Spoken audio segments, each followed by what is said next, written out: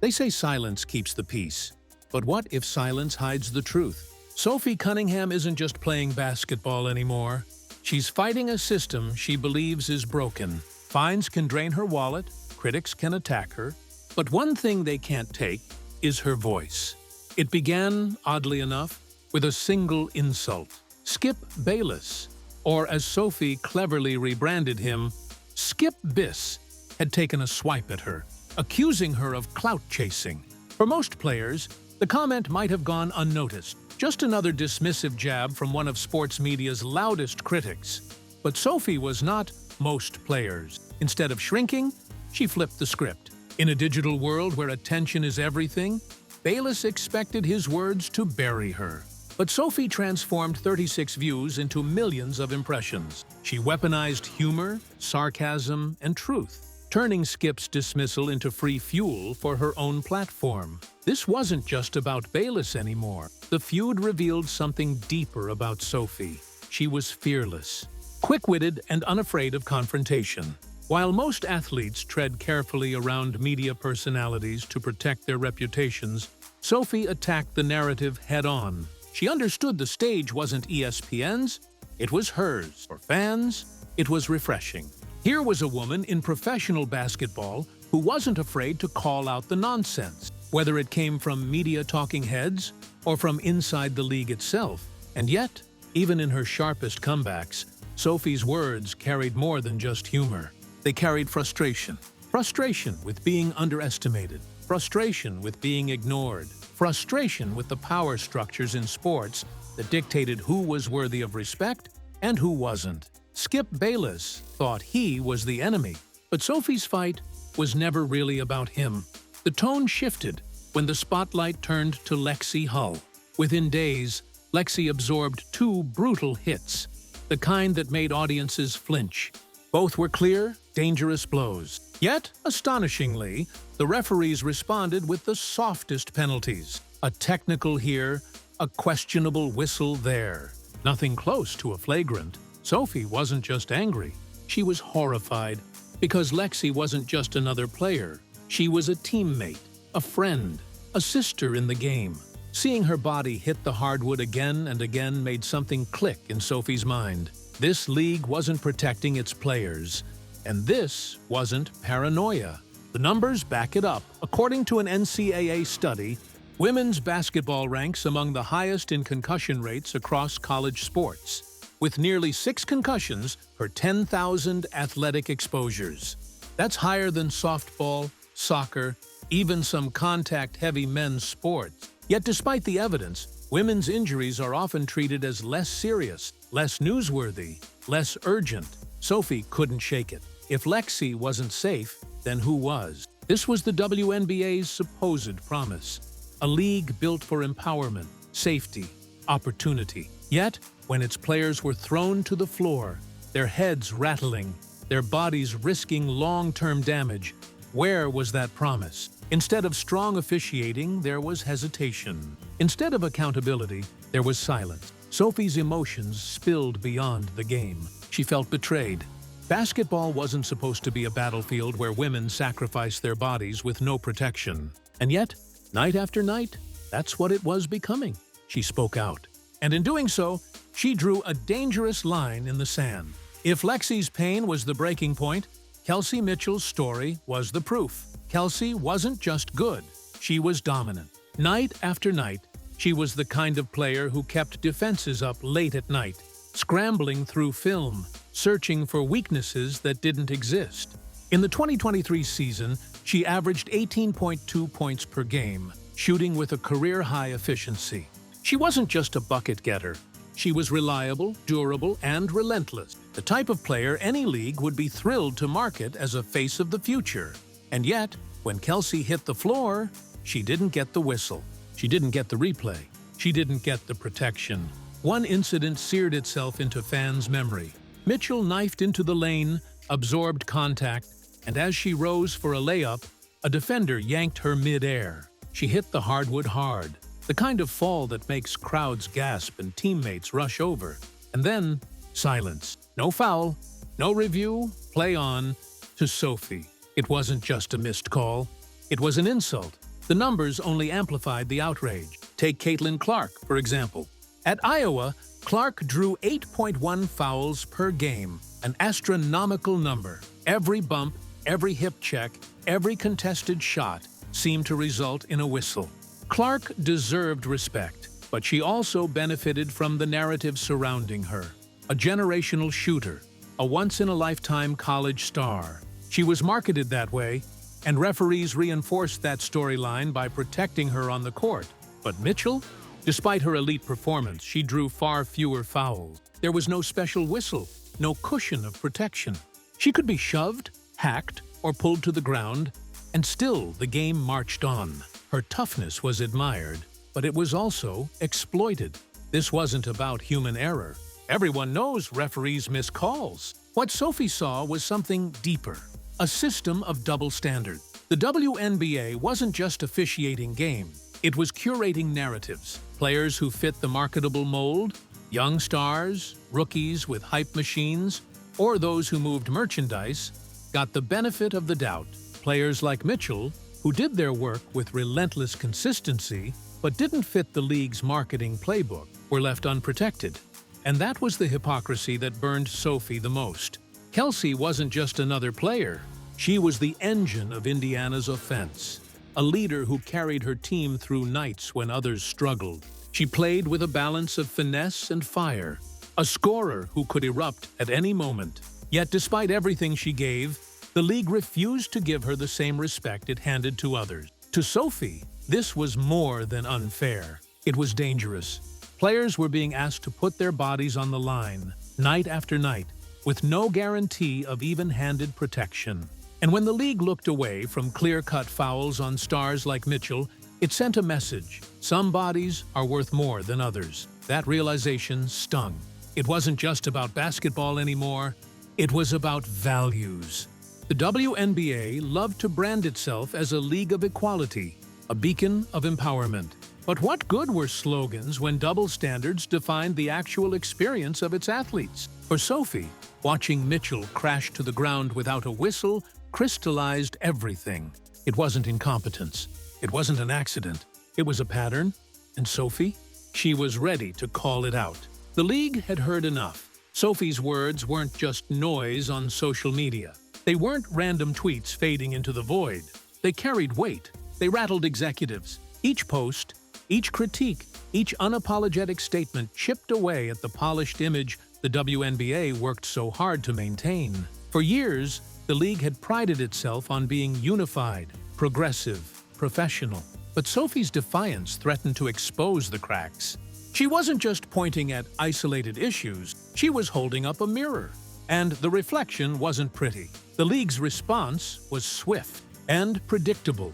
The fines began. First, $500, a warning shot, a reminder to stay in line. Then, $2,500, a sharper sting, a signal that this wasn't just a slap on the wrist anymore. Then more, with amounts that weren't even disclosed publicly, the kind of quiet punishments meant to humiliate without transparency. To the outside world, those numbers might not look like much. To NBA fans used to hearing about million-dollar contracts, $1,500 sounds like pocket change. But inside the WNBA, where the average salary in 2024 hovered around $113,000, the math was different. That fine wasn't pocket change. It was a rent payment, a car note, a week's groceries for a family. And when stacked against NBA fines, the disparity was staggering. In the NBA, stars often absorb $25,000 or $50,000 fines for criticizing referees. It hurts, sure, but when you're earning $30 or $40 million a season, it's survivable. In the WNBA, the punishment hit harder. The ratio was cruel. The strategy was obvious: financial pressure, silence by debt. It was less about discipline and more about control. The league didn't want Sophie to stop because she was wrong. They wanted her to stop because she couldn't afford to keep speaking. But Sophie didn't fold. Find me again. Find me bigger. Those words weren't just defiance. They were liberation. She was refusing to play by the league's rules of intimidation. Instead of shrinking, she doubled down. Instead of apologizing, she dared them to try harder. Fans noticed, and they loved it. What the league framed as professional discipline looked to the outside world like censorship. What executives called protecting the brand came across as punishing honesty. To the public, it was clear. Sophie wasn't the problem. The league's reaction was. Her stance electrified social media. Each fine became another badge of honor, another receipt in her argument. Screenshots circulated. Hashtags spread. Every punishment, instead of silencing her, amplified her voice. The irony was sharp. The harder the league pushed, the louder Sophie became. And fans weren't just entertained, they were inspired. They saw Sophie's struggle as symbolic of something bigger, a fight for respect, for safety, for fairness in a league that often demanded silence in exchange for opportunity. The message the league sent was chilling. Speak out, and we'll bleed your paycheck dry. But the message Sophie sent back was even stronger. I'd rather pay the price than stay quiet. By now, it was no longer just about money. It was about principle. Each fine proved her point. Each punishment revealed the very hypocrisy she was fighting against. The system had tried to shut her down, but instead, it made her stronger. Transition. But the hypocrisy didn't stop at Sophie. It infected the entire league's identity. The WNBA loved to sell itself as a league of empowerment, fairness, and progress. It marketed itself as different, more community-driven, more authentic, more committed to the voices of its players. The commercials, the social campaigns, the slogans, they all painted the picture of a league that was not just about basketball, but about building a movement. But Sophie's experience ripped through that glossy exterior and revealed a harsher truth. The league talked about player empowerment, yet when players spoke up about real issues, they weren't applauded, they were punished. Fines replaced applause. Silence was enforced where courage should have been celebrated. The league talked about safety, highlighting health initiatives, concussion protocols, and wellness campaigns. Yet on the court, violent hits went unchecked. Dangerous plays slipped past referees, while players like Lexi Hull were left vulnerable. The message was clear. The branding of safety mattered more than the reality of it. The league talked about fairness, equality in opportunity, in exposure, in treatment. And yet, favoritism bled through officiating and marketing. Certain stars, the ones the league chose to elevate, got whistles, headlines, and protection. Others, no matter how talented, were overlooked. Players like Kelsey Mitchell put up elite numbers, but didn't get the calls, didn't get the push, didn't get the same respect. The contradictions weren't subtle, they were glaring. Of course, this wasn't unique to the WNBA. In the NBA, stars like Draymond Green had been fined for criticizing referees. But the difference was scale. NBA players, with million-dollar contracts and endorsement deals, could absorb those punishments. A $25,000 fine hurt, but it didn't jeopardize rent or stability. In the WNBA, where the average salary hovers around $113,000, a $1,500 fine bites deep. It's not just symbolic, it's personal. It means bills. It means trade-offs. It means punishing players where it hurts most. The hypocrisy stung even more because of what WNBA players represented.